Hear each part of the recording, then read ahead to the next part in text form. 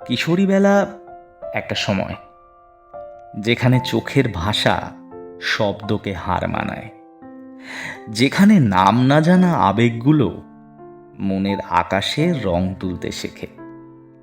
তখন ভালো লাগা মানেই ছিল স্কুল ছুটির পর কোনো একজনের দিকে তাকিয়ে একটু বেশি হাঁটা, হয়তো হঠাৎ ক্লাসে পাশের বেঞ্চে বসে পড়া, অথবা কেবল তার নামে লেখা অজস্র মন খারাপের ডায়েরি পাতা। ভালো লাগা মানেই ছিল না প্রেম, ছিল না চুমু, ছিল না হাত ধরা, ছিল এক টুকরো অপেক্ষা, তাকিয়ে থাকা, পেছন পেছন হাঁটা, আর চোখের ভাষায় অগোছালো স্বপ্ন বোনা। তখন কেউ কাউকে ভালোবাসি বলেনি, তবু মন চুপি চুপি বলতো, তুই হাসলে আমার দিনটা সুন্দর হয়ে যায়।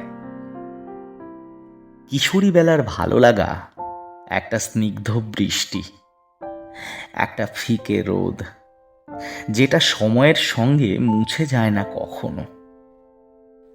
শুধু বড় হওয়ার ভিড়ে হারিয়ে যায় কিছু গন্ধ, কিছু নরম মুহূর্ত।